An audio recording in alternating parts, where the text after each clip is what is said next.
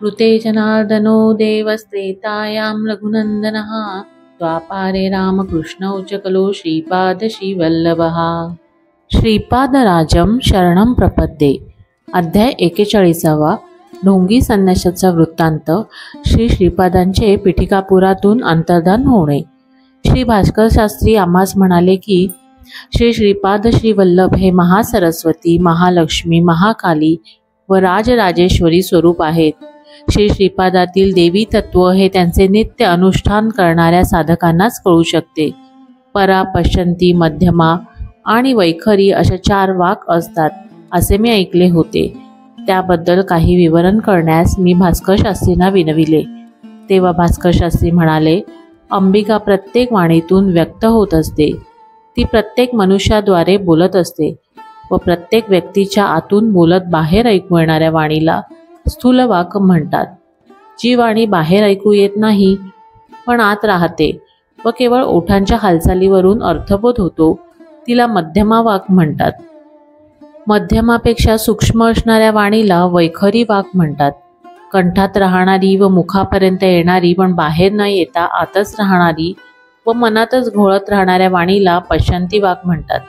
आणखी सूक्ष्म असणारी व संकल्प म्हणून बेंबीतच राहणाऱ्या वाणीला परावाक म्हणतात। अंबिकेची त्रिपुर भैरवी म्हणून सुद्धा आराधना करतात। ती गुणत्रय, जगतत्रय, मूर्तित्रय, अवस्थात्रय या त्रयींची सर्वोच्च सम्राज्ञी आहे। ती त्रिपुटींना आपली त्रिपुरे बनवून त्रिजगतावर राज्य करते। जेव्हा आपल्यात भक्ती असते व आपण पूर्ण आत्मसमर्पण करतो आणि तिचा पूर्ण आश्रय घेतो तेव्हा या लोकात किंवा अदृश्य लोकात कोणतेही शत्रुत्व आले तरी आपल्याला कोणतीही इजा होत नाही। विरोधी शक्ती केवळ भौतिक जगतापुरता मर्यादित नसतात। अंतरात्म्या संबंधात प्राणशक्ती भौतिक स्तराच्या, आध्यात्मिक स्तराच्या अवस्था अस्तित्वात असतात। या अवस्थांशी सुसंगत जगत असतात। आपण योग्य प्रगती केल्यास जसे आपण या भौतिक जगात राहतो त्याप्रमाणेच त्या लोकांमध्ये राहू शकतो। मनुष्याला प्रगती करावयाची असेल तर प्रामुख्याने भक्ती आणि त्याबरोबर दृढ विश्वास हवा। संपूर्ण विश्वासाशी एकमत होणे म्हणजे श्रद्धा। अनुभूतीतून विश्वास संपादित करावयाचा असतो। कोणत्याही बाबींसाठी विश्वासावर आधारित प्रेमाने जगलेच पाहिजे। आपल्याला सतत अशा विश्वास पाहिजे की गरज पडेल तेव्हा नक्की मदत मिळेल। आपल्यात सुरक्षिततेची भावना व श्रद्धा असल्यास ती आत्मविश्वास बनतो। शक्ती ही ज्ञान क्रियाशून्यतेकडे नेते। ज्ञानहीन शक्ती आंधळी असून ती विनाशाकडे नेते। यासाठी आपण ज्ञान संपादन करून प्रकृतीच्या बंधनामधून मुक्त झालेच पाहिजे। त्यानंतर आपण शक्तीच्या कृपेने परिपूर्णता साधलीच पाहिजे। शक्तीला ज्ञानाकडून परवानगी हवी।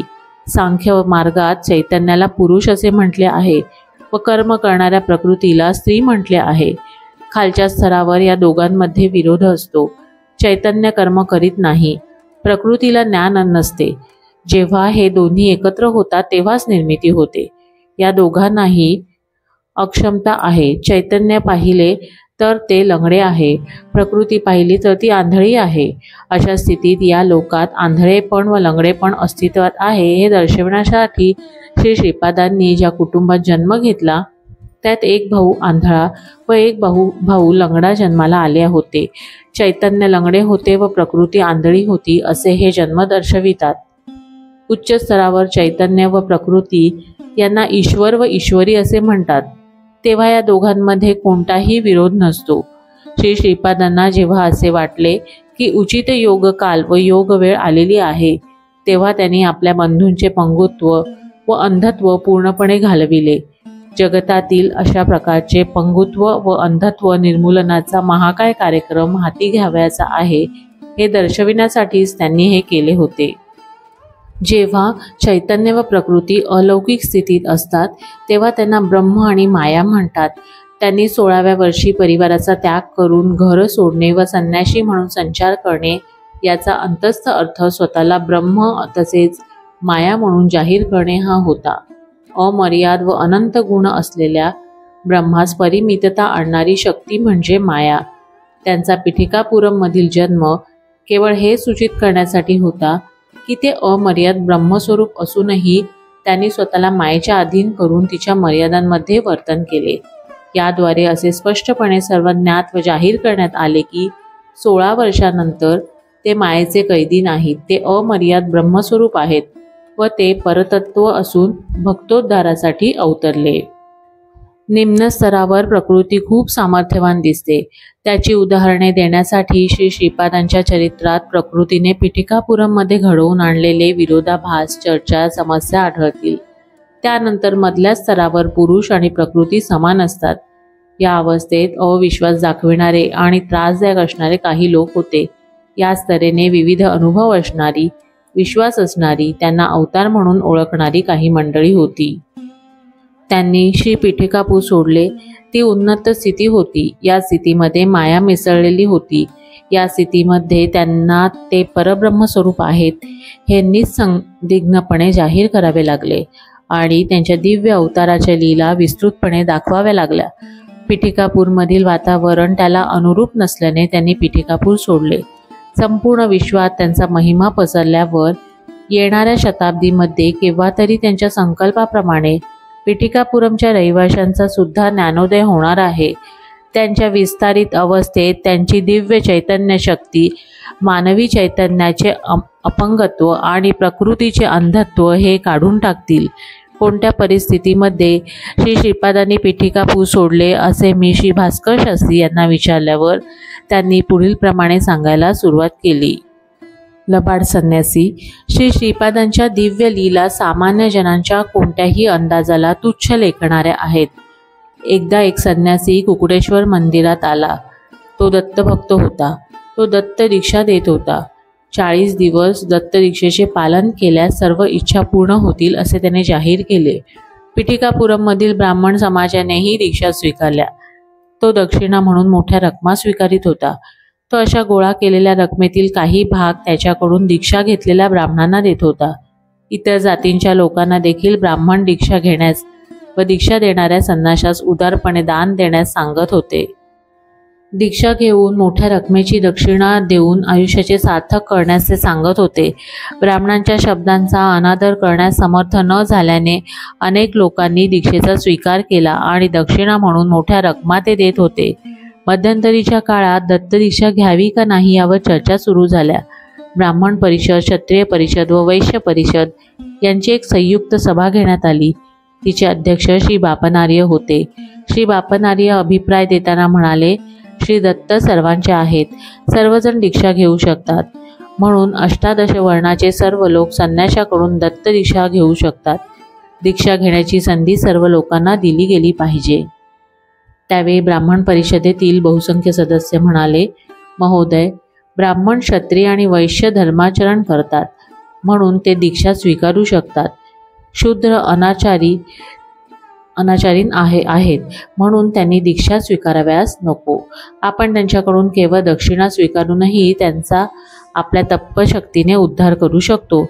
त्यावर बापनार्य म्हणाले, सर्व जातींमध्ये आचारवंत आणि अनाचारवंत लोक असतात। कोण कडक धर्माचरण करतो आणि कोण कडक धर्माचरण करीत नाही हे ठरविणे अवघड आहे। म्हणून संपूर्ण लोकोन्नती व कल्याण लक्षात घेऊन आपण दत्त होम किंवा अन्य याग, विधी व कार्यक्रम करू शकतो व संपूर्ण लोक समाजाचे कल्याण साधू शकतो। मला वाटते की शूद्रांकडून फक्त दक्षिणा स्वीकारणे व त्यांना दीक्षा नाकारणे हे त्यांना अन्यायकारक आहे। जर आपण शूद्राकडून दक्षिणा स्वीकारून त्यांचा आपल्या तपशक्तीने उद्धार करतो तर तद्वत आपण उर्वरित ब्राह्मण, क्षत्रिय व वैश्य या जातींचा उद्धार करू शकतो। असे असल्यास कोणत्याही जातीच्या लोकांना खास दीक्षा देण्याची आवश्यकता नाही। एवढेच नाही तर दक्षिणा म्हणून मोठी रक्कम निश्चित केली आहे। गरीब लोक सर्व जातींमध्ये असतात, ते दक्षिणेच्या अशा मोठ्या रकमा देऊ शकत नाहीत। अन्न प्राप्तीसाठी श्रम कराव्या लागणाऱ्या गरीब लोकांनी आपल्याला दक्षिणेच्या मोठ्या रकमा दिल्यानंतर त्यांना बरेच दिवस उपाशी राहावे लागेल। दक्षिणा स्वेच्छेने दिली गेली पाहिजे। यथाशक्ती व संतोषाने जे दिले जाईल व तेच दक्षिणा म्हणून स्वीकारले गेले पाहिजे, तेव्हाच दत्त संतुष्ट होतात। नंतर ते ब्राह्मण आक्षेप घेत म्हणाले, आपण ब्राह्मण असूनही ते थोर परमहंस परिव्राजक जेव्हा आपल्या गावी आले तेव्हा आपण त्यांचे पूर्ण कुंभासह व वेदमंत्रांच्या घोषात स्वागत केले नाही। एवढेच नव्हे ते सर्व लोक कल्याणास्तव दत्तमंडल दीक्षा देत असताना ब्राह्मण परिषद उदासीनतेची मनोवृत्ती दाखवित आहे, ही खरोखर लाजिरवाणी बाब आहे. तेव्हा श्री बापनार्य म्हणाले, अभ्यागत जर खरोखर परमहंस परिव्राजक असतील तर त्यांचे स्वागत करण्यासाठी विशिष्ट शिष्टाचार आहेत. त्यांनी थोडे दिवस अगोदर आपल्या भेटीबद्दलची सूचना आपल्या प्रमुख शिष्यांद्वारा ब्राह्मण परिषदेस पाठविली पाहिजे. परिषद त्यांचे पूर्ण तपशील ऐकेल व प्रमुख शिष्यांबरोबर शास्त्रांबाबत चर्चा करील.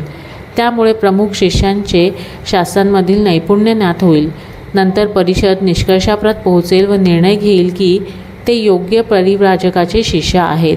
नंतर जेव्हा परमहंस परिव्राजकाचे आगमन होईल तेव्हा त्यांचे वेदमंत्र घोषात पूर्ण कुंभासह स्वागत करण्यात येईल. त्यानंतर त्यांच्याशी शास्त्रचर्चा करण्यात येईल. नंतर परिव्राजक महाशयांच्या सूचनेचे अनुसरण करीत यज्ञ, याग, दीक्षा किंवा प्रवचन यांचे आयोजन करण्यात येईल. यापैकी काही न करता परिव्राजक कुकुटेश्वर मंदिरात आले.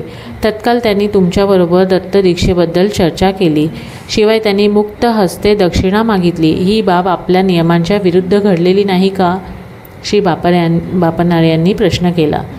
त्यावर त्या ब्राह्मणांनी उत्तर दिले, नियमांचे उल्लंघन झाले किंवा नाही यावर चर्चा करण्याची ही वेळ नाही. म्हणून तुम्ही व तुमचे जावई अप्पराज शर्मा दीक्षा स्वीकारणार व दक्षिणा देणार किंवा नाही? त्यावर बापनार्य यांनी उत्तर दिले, आम्ही दोघे सर्वांच्या सामूहिक कल्याणासाठी दीक्षा घेतो, आमच्या वैयक्तिक कल्याणासाठी नव्हे. आम्ही दीक्षा अंगीकारित नसल्याने आम्ही दक्षिणा देऊ शकत नाही. ब्राह्मणांपैकी कोणी दीक्षा घेण्यास व दीक्षा देण्यास तयार असतील तर तसे करण्यास ते मुक्त आहेत.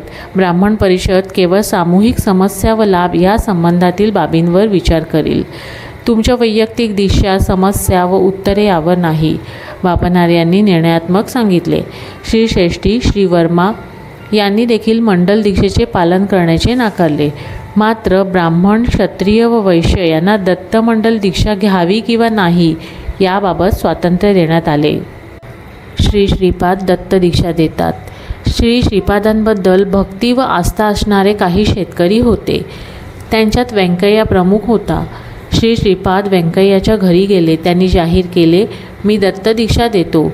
दत्तदीक्षा मिळाली नाही म्हणून कुणीही निराश होण्याची आवश्यकता नाही. दक्षिणा यथाशक्ती द्यावी. तसेच मंडल दीक्षा माझ्या बाबतीत घेण्याची आवश्यकता नाही. एक रात्र दीक्षेचे पालन करणे पुरेसे आहे. श्री श्रीपाद पूर्ण दिवस व रात्र व्यंकय्याच्या घरी होते. श्री श्रीपादांनी सर्व 18 वर्णाच्या लोकांना दीक्षा दिल्या. ज्यांनी दीक्षा घेतल्या त्यांच्यात काही जण ब्राह्मण, क्षत्रिय, वैश्य देखील होते. आपण दत्त आहोत असे श्रीपादांनी जाहीर करणे. त्या दिवशी श्री श्रीपादांनी उघडपणे जाहीर केले की आपण श्री दत्त आहोत. तो प्रभू दत्तांचा अत्यंत आवडीचा वार गुरुवार होता. ज्यांना दीक्षा मिळाली त्या सर्वांना त्यांनी आपले शुभ आशीर्वाद दिले व त्यांना भजन करावयास लावले. त्यांनी जाहीर केले, मी स्वतः दत्त आहे व माझे विशाल कार्य माझी वाट पाहत आहे. भक्तांनी माझे स्मरण करताच मी संतुष्ट होईन व त्यांच्या इच्छा पूर्ण करीन. दुसऱ्या दिवशी म्हणजे शुक्रवारी सकाळी लवकर श्री श्रीपाद नरसिंह वर्मांच्या घरी गेले. तेथे श्री श्रीपादांना विधीपूर्वक अभ्यंग स्नान घालण्यात आले. त्यांनी केवळ एकच केळ स्वीकारले आणि नरसिंहवर्मांच्या घरी असलेल्या गोमातेस दिले. त्यानंतर ते व्यंकटभया श्रेष्ठींच्या घरी आले. तेथे त्यांना मंगल स्नान घालण्यात आले. तेथे श्रीपादांनी लोणी, दूध, ताक आणि साईचा स्वीकार केला.